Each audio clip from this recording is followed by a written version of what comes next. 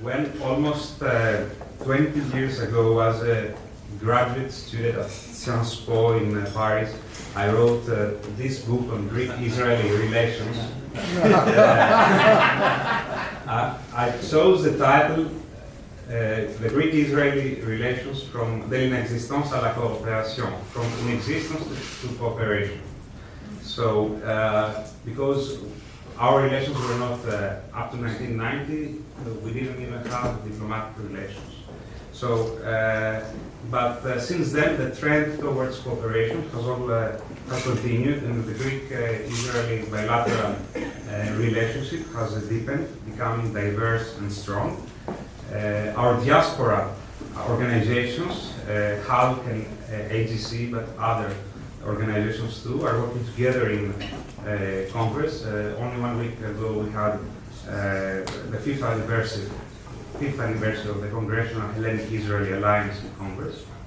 Last week the Prime Ministers of Greece, Israel, and the President of Cyprus met together in Nicosia for the 4th trilateral meeting of this kind. Among others, they agreed to expand our cooperation in energy, environmental protection, and trade. So in the same spirit, today we are here to listen how Israeli startups manage to grow and conquer the global market using Boston as their gateway. We Greeks like to say that we know pretty much everything, but it is not always true, and we don't need to reinvent the wheel to help our startups grow and boost our economy, which is actually turning the page, leaving the crisis behind. I think we can benefit when friends share their experience, and Israel, a startup nation with small size but big impact, where the kibbutz became an incubator and the farmer a scientist, can show us maybe the way or ideas that could help us return to economic growth. And we have some quite positive developments recently regarding the Greek economy. Actually, the economy has returned to growth for many consecutive quarters. Tesla, where we have some of our top engineers, is opening an R&D plant in Greece. This is a huge thing. The Greek government's fund of funds, Equifund, has been launched with the aim of sustaining a thriving venture capital ecosystem in Greece. It amounts up to 400 million euros, and we hope that our next event here will be on the Equifund. So I think it's time to ask Marina to take the lead and let the experts talk. I think that Marina doesn't need any introductions. Entrepreneur, angel investor. Recently, we found out that she's also a writer. Marina has been doing an incredible work to promote entrepreneurship in Greece and to help startups with advice and mentoring.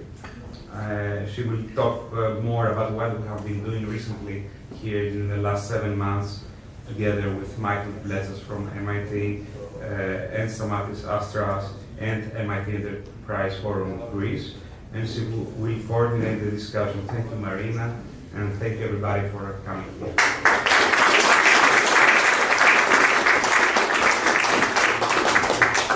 Wow, we have a full house. This is amazing. It's wonderful. I just wanted to give you a little bit of context here. MIT Enterprise Forum is a global organization with 23 chapters, including one in Athens, Greece.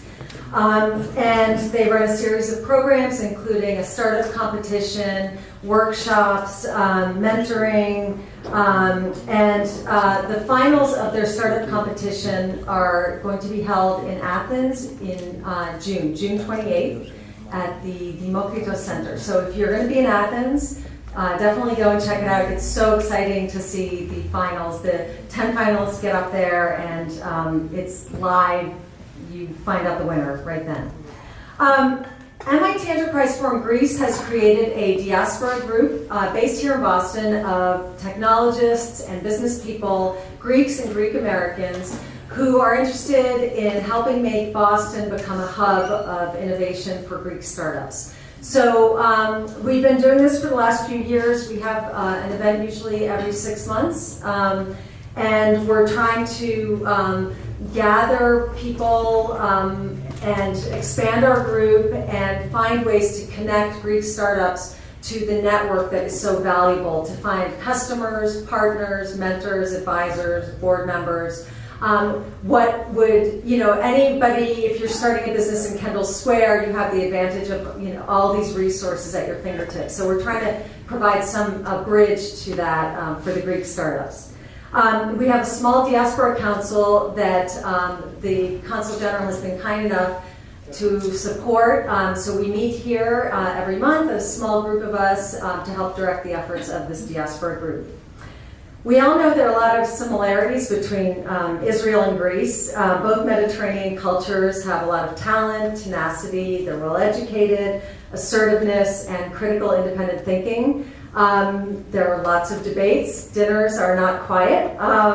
They're scrappy, they question authority. Also, living within a small market, the mentality is to go global. So you can't live within such a small market. And so oftentimes, those startups eventually have to come overseas, often to the US, for their market-facing activities. Israel does spend more on R&D and has a higher population that's educated, university educated, and obviously a very different military experience. But one thing also distinguishes it from Greece, which is that Israeli entrepreneurs are team players who are comfortable with failure. And that's a mentality that is just starting to change in the Greek startup ecosystem. They're starting to become aware of how important that is to accept failure, because that is a necessary part of the startup process. Startups in Athens are getting a big boost from Equifund, over $300 million in venture, private equity, and tech transfer funds, plus another $100 million of private investment. So without further ado, I want to introduce David Goodtree. I had the good fortune of visiting Israel with David a few years ago, and for me, that's when the light bulb went off that the two countries share so many similarities, and if Israel can do it, why can't Greece? David is an active investor and board advisor in technology companies in the US and Israel. He's a global venture partner of Our Crowd, which is a global crowdfunding venture capital firm based in Jerusalem. He's also a founding board member of Mass Challenge Israel, which has become the country's largest startup accelerator, with 100 alumni companies in its first 2 years. He authored the Massachusetts-Israel Economic Impact Study, which he'll be talking about tonight, and led trade delegations to Israel for Governor Charlie Baker, Governor Deval Patrick, and hundreds of senior executives in cybersecurity, digital health, and other sectors, in his role as a board member of the New England Israel Business Council. So without further ado, David.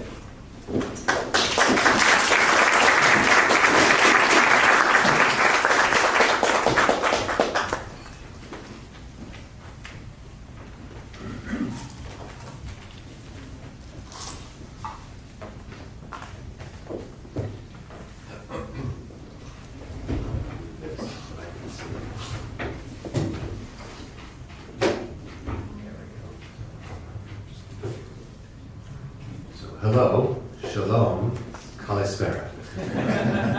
Hello, shalom, kalispera. So, thank you for being here.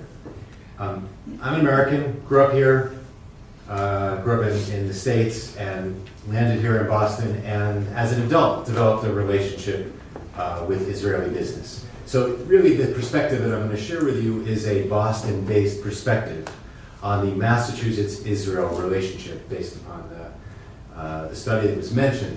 So to give you this context of very much like Greece, small market in Israel.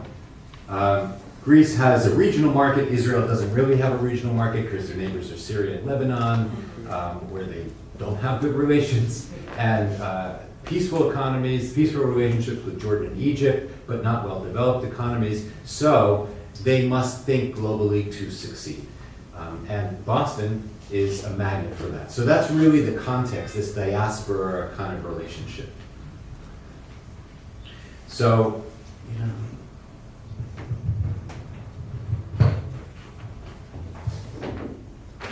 sorry, this is far as I'm going. Can you hear me in the back? Yes. We're there.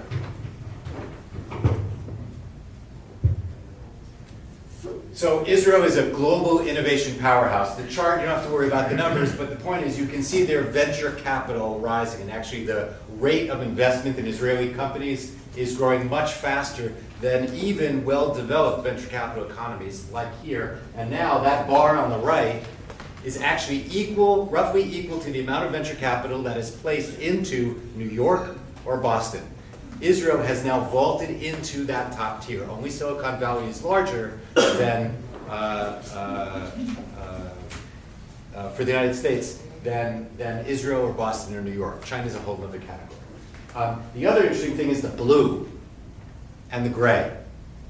The gray is capital that comes from within Israel.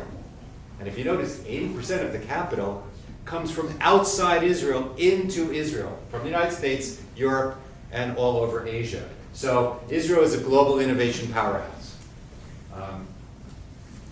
Israeli companies, like Greek companies, must think globally from the start, probably even more so because they have no regional market, which means I'm an investor. If you don't have your startup and you don't have a global plan from the beginning, I'm not interested because there's only 8 million people in Israel. So what kind of market is that I'm interested in investing in unless you want to build a restaurant chain? Massachusetts is a natural magnet for Israeli expansion. Why? First of all, we also have an innovation-centered economy. You live here, you understand what that is. Our geography on the East Coast is very attractive compared to the West Coast, which means we're 7 hours difference with Israel. It means that there's some time of day overlap to work together. It also means it's a much shorter flight. And we have a nonstop flight. And there's not a ton of nonstop flights to Israel. In the United States, there's only 4 cities. We're one of them. The network is also very important. There are 30,000 Israelis who live in Greater Boston. So that, and Udi will talk about this, is what does the expat community mean to an Israeli who's thinking about where they might come to the United States or what happens when they get here. We also have deep business and Jewish communal connections. I'm Jewish, I'm not Israeli, I'm an American. And I love Israel, but it's not my country. On the other hand, I'm interested in helping Israeli entrepreneurs succeed, and that's something that is palpable to Israeli entrepreneurs. Turns out there are over 200 Israeli-founded businesses in Massachusetts, which really means Greater Boston out to 128 or 495. In particular, in tech, here are some of the companies. Some of the greatest, most successful companies in Boston were founded by Israelis. Akamai, who I used to work for, was co-founded by an Israeli. He was doing graduate work here. CyberArk is perhaps the most, or one of the top 3 most successful cyber companies in Greater Boston and the world, and lots of other companies there. In addition, life sciences is a growing sector. It's obviously, we're the life sciences capital of the world here in Boston, and Israelis are now developing their sector, and other sectors as well, energy, and actually if you frequent the Tate bakeries, as we all do, yes. So that's an Israeli founder. Or Max Brenner down the street. Focusing on cyber, because a lot of people have a particular interest in cyber these days, there's 31 Israeli-founded cyber businesses in Boston that employ 3,400 people here. This is why the government cares, because Israeli-founded businesses are a driver of the Massachusetts economy. And there's a list of a few of the most successful of them. They have 12% annual job growth. Annual job growth. That's 3 times faster than the growth rate of the Massachusetts economy overall. So not only do they come here, they create jobs, but they grow faster than the economy overall. In total, there's been over $5 billion of acquisitions, which returns capital to investors, just in cyber. So I think maybe none of you or few of you have ever seen this presentation before, so I'd like to ask you a question. There's over 200 Israeli-founded businesses in Boston. You heard some of the data around cyber, which is really the most successful subsector. What do you think is the annual revenue of 200 Israeli-founded companies in Boston? So some are successful. Some are not yet successful. Most are failing because they're startups. So I'd like some numbers. Throw out some numbers. If you're a business person or in the tech realm, 200 startups. What is their annual revenue? Round numbers. $9? 9 billion. Any other numbers? Good number. 20. 20. This is not bidding. Okay. Anybody have another number? 12. Okay, you are all in the right zone. $9.3 billion. So this investor knows things here. $9.3 billion is the revenue of Israeli-founded companies in Boston. If you add on the indirect effects of them renting real estate, buying marketing services and things like that, the total economic impact is $18 billion. That is almost 4% of the entire Massachusetts GDP is from Israeli-founded businesses.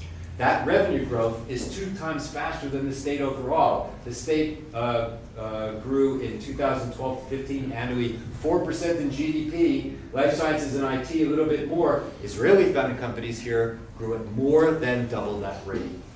They create jobs. They directly employ 9,000 people in the Commonwealth. They're not Israelis, most of them. Most of them are Americans or anybody else in the Massachusetts economy. And the indirect impact in total is 27,000 jobs.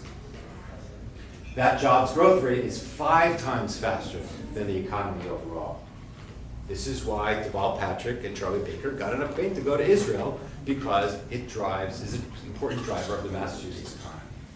In venture investments, it brings money to Massachusetts and to these Israeli companies from, first of all, the first third, the blue third, is the money that comes from Israel into these companies. The next roughly third is money that is from Boston. The next third is actually money from outside Israel and outside Boston that is attracted to these companies after they get here, including money from Silicon Valley, New York, China, and other places. So they attract money into this economy and the Israeli economy. And the rate of investment is significant and accelerating. Over the 5 years of the study, $2 billion was invested into these companies, into Greater Boston, and about 10% of all VC investment in Massachusetts. There have also been, over time, $10 billion in acquisitions, which is important for investors to receive return on their risk capital. And there you can see some examples of acquirers and the companies acquired. So one or both legs of those is Massachusetts, Israel. So IBM, for example, as you probably might know, is a New York headquartered company. However, IBM Security is a Cambridge headquartered company. And one of the reasons why it's a Cambridge headquartered company is because they've acquired 3 Israeli-founded businesses in Boston. It's a fascinating chart here. The country of origin for U.S. tech company foreign founders. I'm not showing it to you yet because I want some guesses as well. In the United States, if there's a foreign tech company, a company founded in a foreign locale, where do you think the foreign entrepreneur came from? What would be your first guesses? Where do foreign tech entrepreneurs come from, the founders in the United States? India? Other guesses? Israel. China. Russia. Russia. Any others? So in the United States, number 1 is India. That's the yellow, 1/3. Then we have, just to read them in order for you, China, 8%, UK, Canada, 4%, Germany, Israel. Little Israel, 8 million people, 4% of Israeli tech company founders. That's a pretty good showing for little Israel. In Massachusetts, Israel is number 2 at 16%.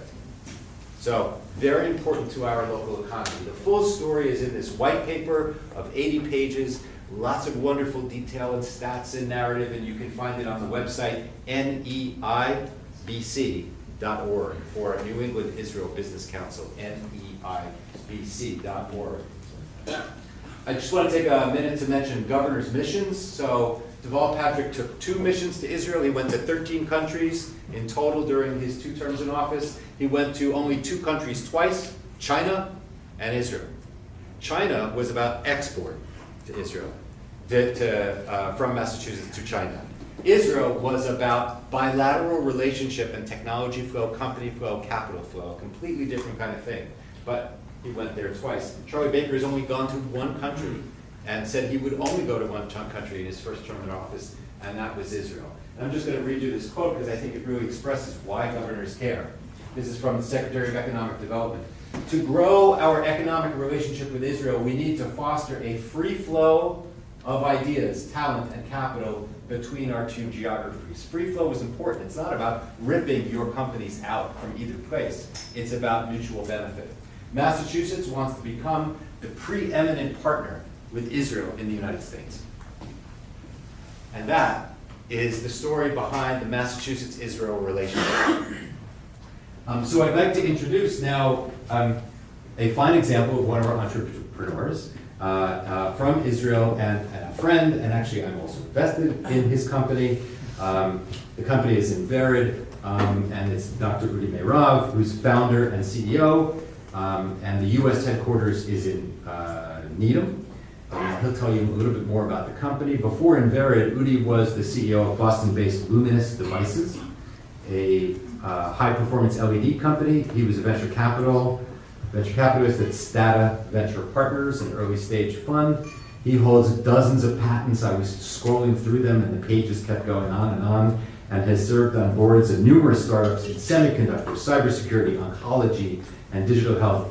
He earned his PhD in physics at MIT and began his career doing nanophysics research.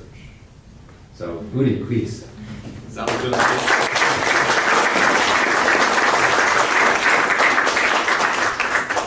Thank you very much. I'm very pleased and honored to be here and for this opportunity. So I thought maybe I would start by showing you a little video about my company. It does a lot better job than I would telling you what we do, and it does it in a very contained window of time. So 3-minute video, if we can get that going. Excellent.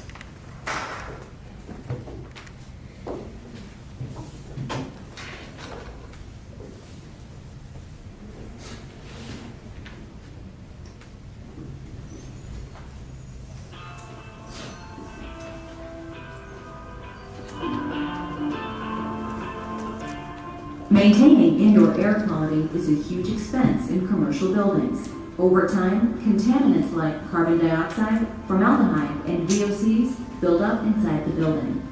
To address this, the typical HVAC system replaces all of a building's air every 1 to 2 hours to dilute them. This outside air adds 30 to 50% more load on HVAC systems. The result? Massive wasted energy and oversized HVAC systems to deal with the load, which means higher first cost capital expense and greater ongoing energy and maintenance costs. Plus, outside air brings in its own pollutants, especially for buildings in cities or near highways. You can solve these problems with the Inverid HVAC Load Reduction, or HLR module. HLR technology is the only solution that safely removes all indoor air contaminants through molecular cleaning, which improves indoor air quality and reduces the need for outside air by 60 to 80%. This lowers required HVAC capacity for heating and cooling and capital expense, while reducing annual energy consumption by 20 to 30%, with peak savings of over 40%, and much less outdoor pollution brought into the building. The underlying air cleaning technology has been around for decades in spacecraft and submarines and is based on sorbent materials engineered to capture contaminants. Its operation is surprisingly straightforward. In adsorption mode, the HLR module draws circulating air from the building's HVAC system. Non-toxic sorbent cartridges capture contaminants so clean air flows back into the building. When sorbent cartridges are saturated, the module automatically begins a self-cleaning process called regeneration. In this mode, a small heater warms air inside the module, releasing contaminants and safely exhausting them outside the building. Using Inverid HLR technology, you can save on new HVAC system costs or expand the capacity of existing systems. Earn lead points, stop wasting energy, and reduce operating expenses. Improve indoor air quality and care for your building's occupants. To learn more, Visit our website or contact us to speak with a representative. Excellent, thank you. So, in many ways, I think we are a typical startup, but in other ways not. But I thought maybe I'd start by telling you a little bit more about myself, and then a few more words about Inverit and the relationship with Boston. So I grew up in Israel, and like all Israelis, I served in the military. I was recruited at the age of 17, and served in a unit which at the time was very secret. You couldn't even say its name, but now everybody knows its name. It's called 8200. And I mention that because 8200 is it's a very large unit of the intelligence, which uses technology to do intelligence work. Just leave it at that. And it has spawned a significant fraction of Israeli startups and innovation. So, and I think the military story plays into any analysis of the Israeli startups and the innovation that comes out of Israel. 8200 is not the only unit in the Army that spawns entrepreneurs by any stretch, but I started there. And after the Army, I studied my bachelor's degree in Israel and then went to Boston to study at MIT, where I got my PhD. And I think that the academic aspect of Boston, and we all know what a phenomenal academic city this is probably the centerpiece of this whole of the whole connection between Israel and Boston and technology and the cooperation. So I can't overstate the significance of the academic connection as really the root of everything we're talking about here tonight. So I spent 6 years at MIT, and it made a lot of connections there too, which I'll come back to in a second. But when I finished, I went back to Israel, worked there for a few years, and then decided that I worked there in research, in science research, and Israel is a great place to do science research. But I wanted to go into business.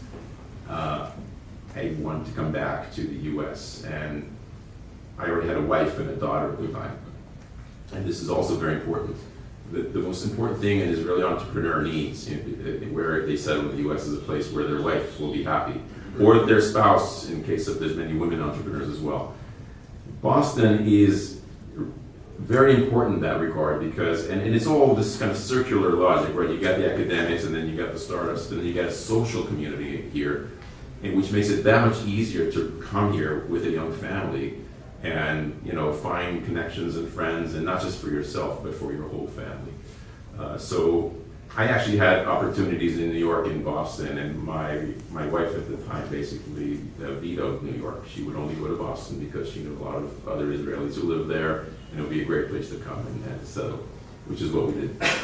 And that was 21 years ago. And I've done many things since then. I don't want to go too deep into this now because I think we'll do a Q&A, but I do want to point out that the first startup I led here in Boston, I did it for a long time, was called Luminous Devices, and I was the CEO of that startup for 6 years or more. It was a manufacturing company. We made LEDs, had 2 facilities, one in Billerica, one in Woburn, employed almost 200 people, most of which, by the way, manufacturing employees. But that company started from a connection at MIT with Professor John Joannopoulos. And he actually brought a lot of Greek talent into the company too. So we had some of our best engineers there were from Greek background. But again, it all started with MIT, where I met John Joannopoulos. He was one of my professors. I would distinguish between being able to sell, which is the single most important thing you have to do in business. Yeah, everybody in the company is in sales, and the CEO, the founder, is definitely in sales. All day long, you're in sales. But I'd separate that from the other things that you need to do, which is to acquire resources. I think when it comes to selling, we're not selling in Boston. You're selling in the U.S. And you have to look at this as selling in America. And what you said, I think, is actually very important. You have to speak sports. You don't actually have to care about sports, but you have to be able to speak sports. It is the ultimate icebreaker in almost every business meeting I go to, and ideally you have at least 2 sports. I'm actually a big fan of football.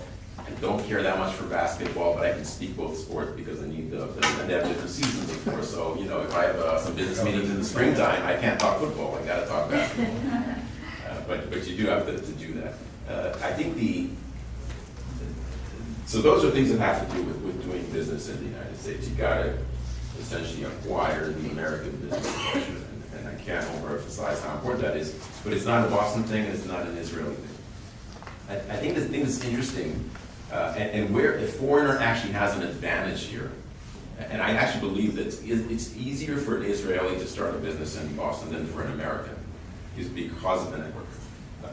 You could be American born and raised, and maybe if you're raised in Boston, you have some network here, but not necessarily the right one.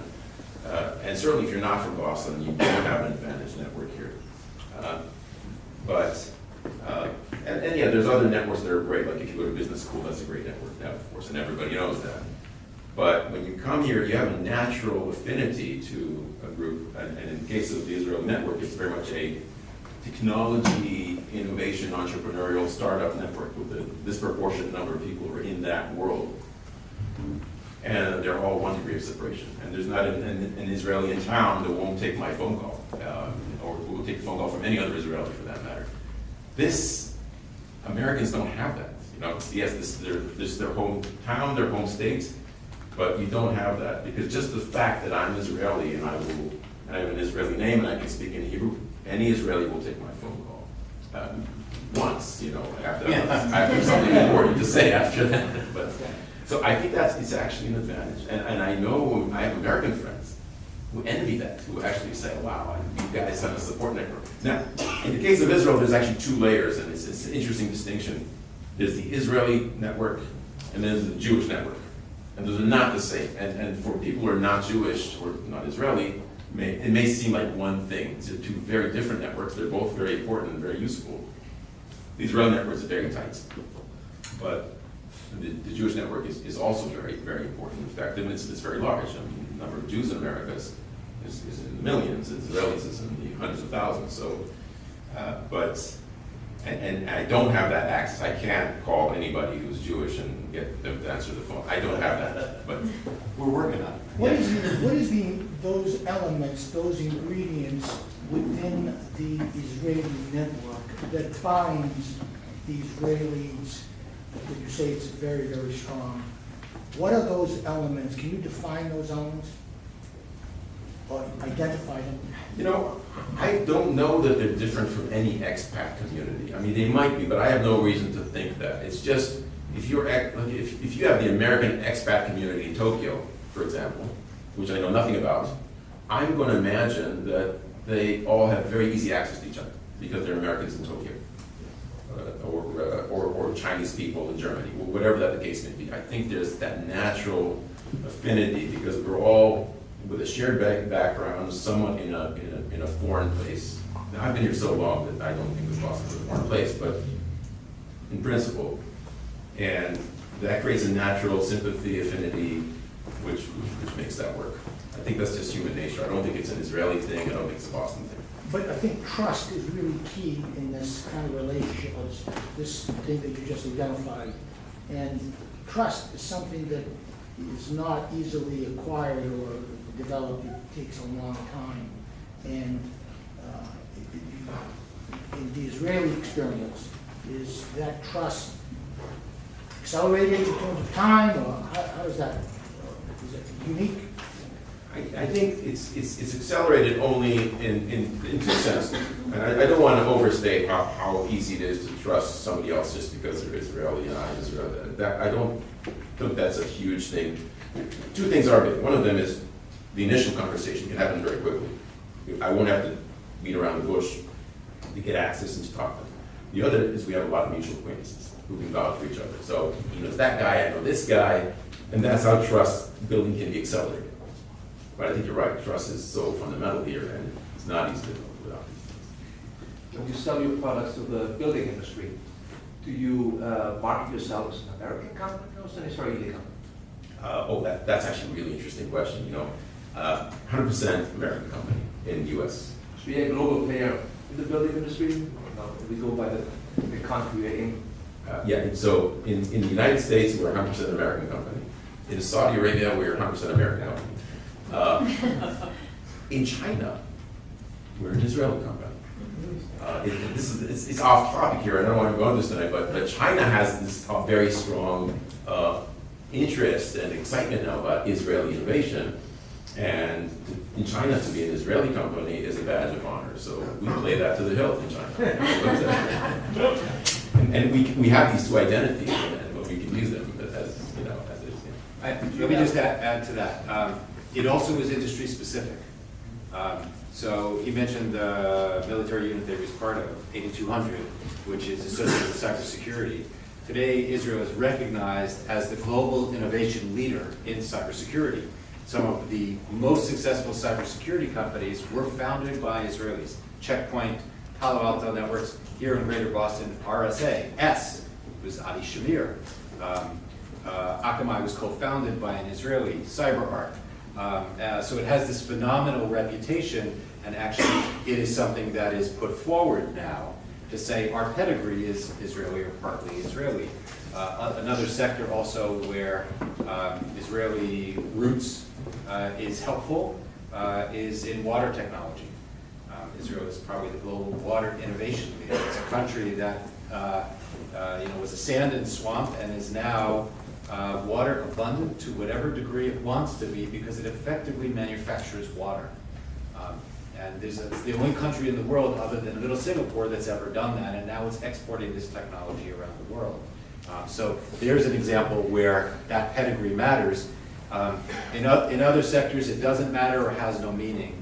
And I would say that that's often true, but it's changing. Do you have employees in Israel? And do you see a relationship between Israeli companies on a broader sense, since you have a bigger picture? Yeah. Where there are R&D divisions or groups of employees in Israel, and what's the benefit of the relationship in that regard? So first of all, there's the prototype. The prototype is an Israeli company, starts in Israel, eventually moves its business headquarters to the United States, hopefully Boston, maintains an R&D center in Israel. This is like the textbook case. We're not like that. Okay. So we're a little bit more of an exception. We do have employees in Israel. We did start all our R&D in Israel. But R&D is so central to my philosophy of this business that I want it all here. So I actually relocated my key technologists, and they're all in Boston now. Well, we still have a small team in Israel. They're actually doing support of Israel as a market. Yeah. So Israel, because we started there, some of our first customers were there. We still need to support that, and it's an interesting market. And also, Israel is much closer to Asian markets than the U.S. is. It's interesting. We think of Israel as very far, and China and India is very far. Israel is closer to China than the U.S. is, so that comes in handy if I need to send somebody to China, send them from Israel. But yes, we still have that team in Israel. In general, the answer to the question is that prototype is R&D remains in Israel. If there's multiple founders, often one or more founders will remain in Israel, and one or more will go to open up foreign markets. But for as many companies as there are violations of those rules. I have a follow-up. But there's a strong, really strong cultural thing which I am not a part of because I'm not Israeli, about that you always come back to Israel. I think now what's going on after many years of Startup Nation, which really is about 25 years old in terms of when venture capital really got started to reach the height of that graph that you saw before. Now, Israeli companies, for example, when they get acquired, if they get acquired, say, we're staying put. So when Intel acquired Mobileye, the team said, we're staying here, and Intel said, okay, our auto tech division is in Israel. Or Google, when it acquired Waze, basically said, fine, you can be Google Maps. And now Israeli companies are saying, I'm not looking for the exit, I'm looking to be the Fortune 1000 company. And it changes, so it's reached a kind of a later stage of the maturation of development of that market. And what are the economics for R&D centers in Israel? Are they comparable to here? Is an engineer? Oh, is it cheaper to run R&D there? The same cost? No, it's no longer cheaper. No longer. Used to be cheaper. Was it cheap? Yes. Yeah. But in the past 5 years, Tel Aviv is as expensive as New York. And by the way, both Boston and Israel have a similar problem, which is there is not enough talent people. And so the effective unemployment, people have unemployment being 4%. It's not 4% for the type of talent we're looking for. It's 0 for the talent. Interestingly, we compete, obviously Boston competes a lot with New York and Silicon Valley globally and in the minds of Israelis. And particularly if Israelis hadn't been to the United States extensively or studied or whatever, they don't have a deep understanding of the differences between different geographies. I guess, but those who have been here and who call and say, hey, listen, I'm thinking about coming to the States, where should I go? What they tend to end up hearing is, so this is my experience of listening to them and in venture capital myself is, Boston is 30% less expensive than New York or Silicon Valley, number one. Number two is employees are more loyal in Boston.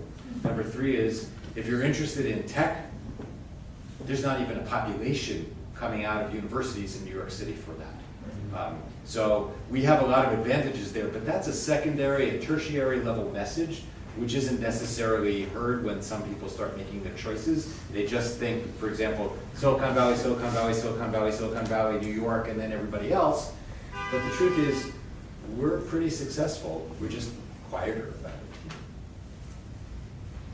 Could you talk about the IP and when and if it makes sense to transfer the IP to the U.S.?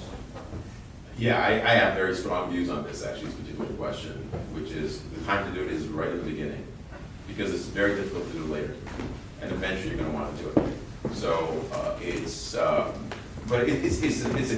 question of opinion and debate, but my personal view is because it's very difficult to transfer IP later on, once it has value, because it costs you nothing to, well, it costs you $2,000 to write a patent, and it costs you nothing to do it under a U.S. company or an Israeli company, but if you wrote your patent under Israel, Israeli company owns it, and you now need to move to the States either because you want it there or because you're being acquired, there's a lot of tax ramifications on that. And I don't know of any downside of just having the IP listed under a U.S. ownership from day one.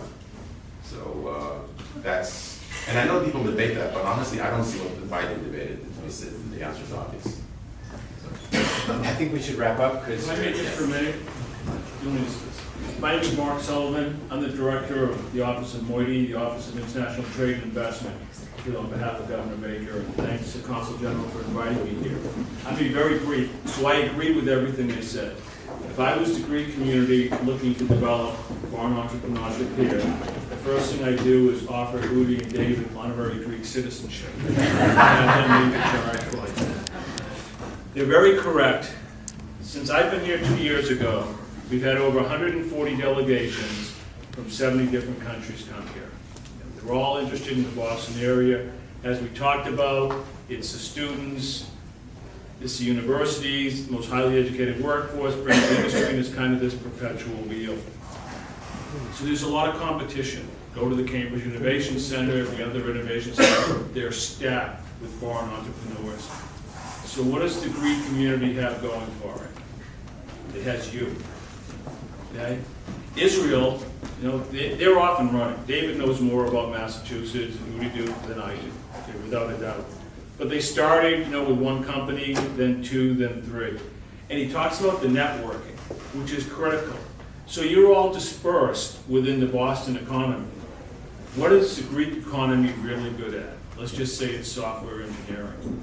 How many of you know Greeks that are into software engineering in Massachusetts or companies that are based here, whether they're Massachusetts directed or not? That's the inroads. When these entrepreneurs come, the biggest challenge they have, it's the networking. Who do I know? Who can I get to know? And they go to the innovation centers to hope to meet people and network. You're already there, or you know somebody that is. Maybe there's 3 Greek software companies that want to come here, have unique talent, and so I was touched with your comment about the Greek MIT connection. You know, that's what's going to bring them here. They show up, now they can go meet somebody. Somebody's going to take them to meet somebody, and they're going to get their chance. And then once they get their chance, just like the Israelis have done, then comes another company, then comes another. And that's kind of like that the way this kind of ball starts to match. But again, you've got a very active, well-educated Greek American community here, and I would really push that because I think that's your hidden asset as far as recruiting Greek companies to come here. Thanks again for your data. So before we wrap up, I would like you both to answer a question, which is, if we rewind the clock 25 years, where was Israel, and what would you point to as being three of the critical factors that transformed it to what it is today? So this is actually well documented in a book called Startup Nation, which I would encourage. It's in 40 different languages now. New York Times, Wall Street Journal, bestseller list. It's 8 years old, but it really is 90% still valid. It was actually very significantly related to the Israeli government seeding the venture capital industry. Very much it was an agricultural economy and other sectors not associated with startups. But in an enlightened move, they got out of the way. They got out largely of that sector. So that really was the seed. After here's the book. Not only one. Oh yes. So this is Startup Nation, and you can get it in Arabic, Korean, and all kinds of things. And here's another fascinating book called Let There Be Water: Israel's Solution for a Water-Starved World, which is basically Startup Nation times water. That really was the driver. And then, of course, it was an education-oriented culture. I will add one thing here, which is the culture. And let me start with pointing out something which you may find amusing. You know, every child grows up wants to be a pilot or a firefighter. And Israeli children, they grow up, they want to be entrepreneurs. It's like they're heroes, like they're superheroes, entrepreneurs. And if I have to trace it to one event, I would say it was the sale of ICQ to AOL at the time. It was a shock to the entire society. Two guys basically wrote some software in their apartment. And within a short amount, I forget how many years, not many years, they sold it for $200 million. It's like, I have to mention the connection. Yeah. One of the founders lives next door to me on the island in Greece. You have to explain what ICQ is. ICQ was the first instance of what's called instant messaging. Not on a cell phone, on a computer, but instant messaging. It was their big idea. It was, what was the application called? It was first called and WhatsApp was the Yeah, later there's, of course, everybody knows texting and all that, but they were the first that said, you know what, email is not fast enough. We need something faster than email, and that became instant messaging. And it wasn't technologically particularly complicated. It was 95, 97. It was somewhere in the late 90s, I think. I forget. They probably started in the mid-90s and sold it in the later 90s. But that was a shock to the system. So now, the things that even come close to getting that level of recognition, not even that level, but it was such a shock to today, it has to be $1 billion exit to like really merit anything now, which happens like... a few times a year now. Mobileye was 15 billion. $15 billion. Yeah, that was the largest one. And there's a few multi-billion in the last few months. But my point is really about not the business side, but the cultural side. This reverberated in Israeli society in an irreversible way. It basically changed everyone. Oh, you can do this. I can do this. Anybody can do this. A couple of kids can come up with an idea and become multimillionaires. It was not conceived of as even possible until that point in time. And that, to me, was a... I think that's the transition that's just starting to happen in Greece, where it's no longer working for the government, but... Yes, it's the success stories that you need. A couple of success stories make more impact than a lot of the measured policy issues. That's great. Well, thank you so much, both of you.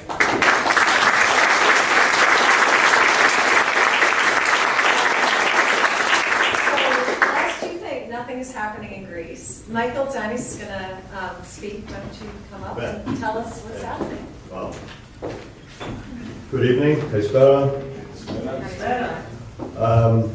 So I'm going to give you one small story, my story, of what's happened in the last 5 years in Greece, in Patras, Greece in particular, not in Athens. Before I do that, I'll tell you a little bit about myself, since everyone's been doing that. It actually helps add a context, I think. So I'm I'm a half Greek. My dad was Greek, my mom was American. I spent my first 13 years here in the US, and then we moved to Greece. And I finished high school and college in Greece. I went to the University of Patras and got an engineering degree, electrical engineering degree. And then, because I'm an American citizen, I wanted to come back to the US. I came back to the US, got a PhD, also in electrical engineering.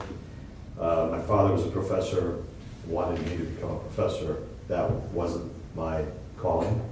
And I went into industry. And I started working first for one small company and then another one called Aware, which is here in Bedford, Mass, in 1990, right after I completed my doctorate. And I spent the next 22 years there. I became CEO in 98. We went public, I was CTO and we went public in 1996 on NASDAQ.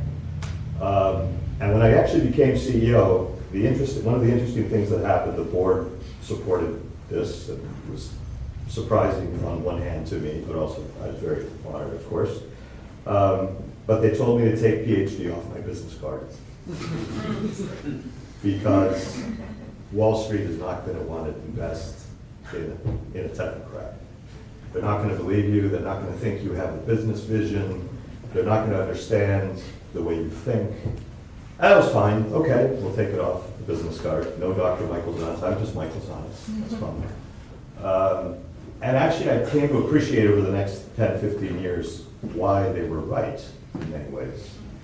In that the way we're trained to think as doctorates or master's degrees or engineers or scientists or medical doctors is very different than the way people in the normal world think.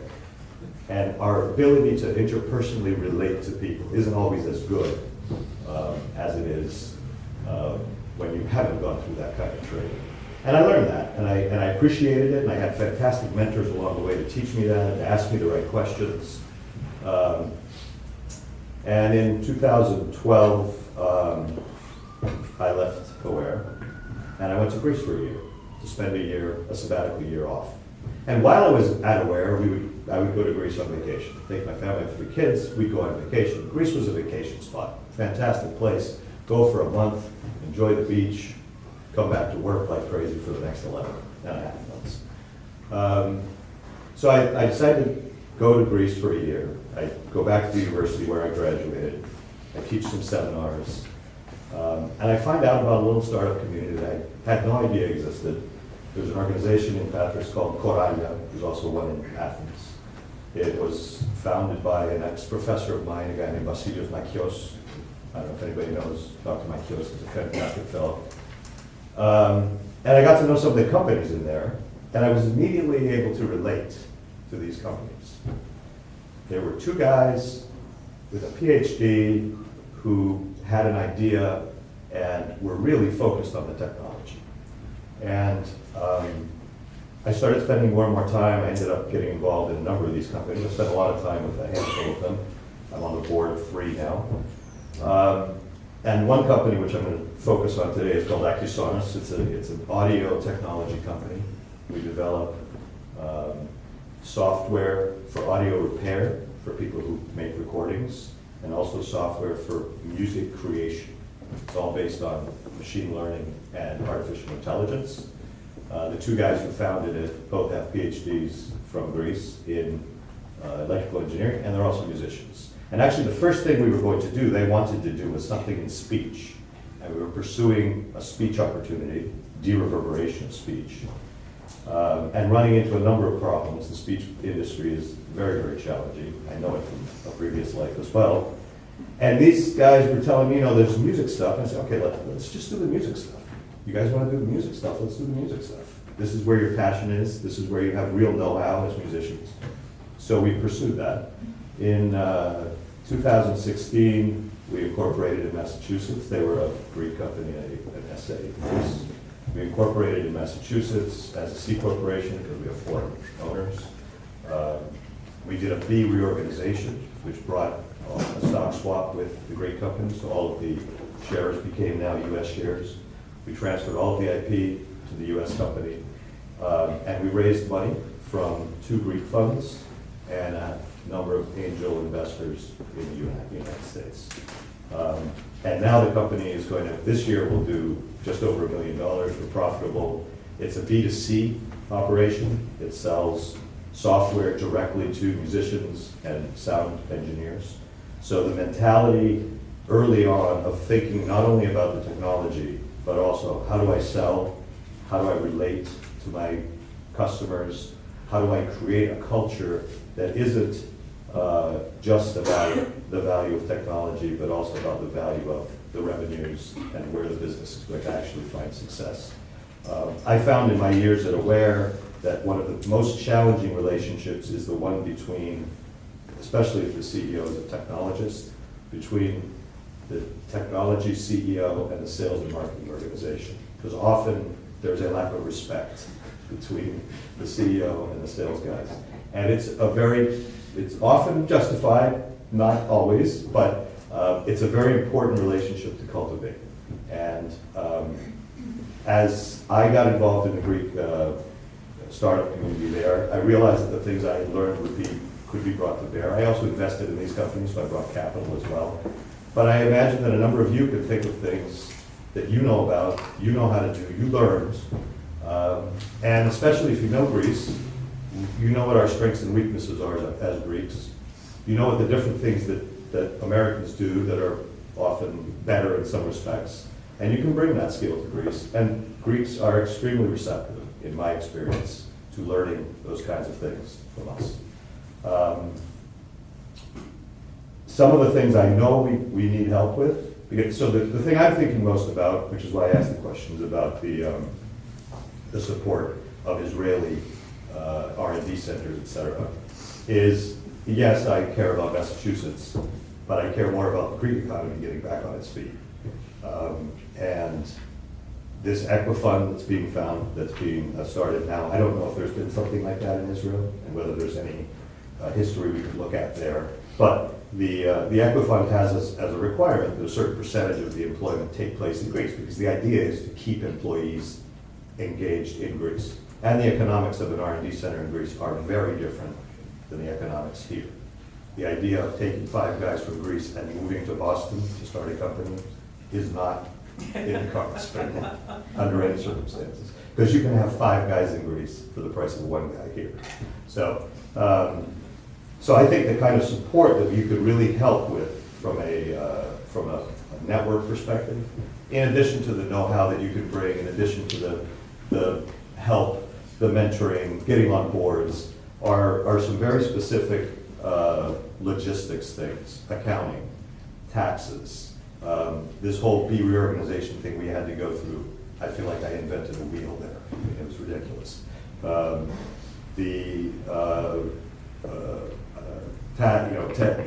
The folks who are now employees in Greece, we wanted to give them stock options because we want to create a company that's an international company with all the employees being equity owners. So now you're granting U.S. stock options to foreigners. So they have to worry about potentially ITIN numbers and all kinds of other fallouts of trying to do things between the U.S. and Greece. I suspect it's similar between the U.S. and other countries, but if there are attorneys and accountants who are willing to bridge this gap, it's incredibly valuable. It's part of this support that Marina was saying, what are some specific things that we could do here to make it easier for Greek companies to flourish? Those are some of the things I can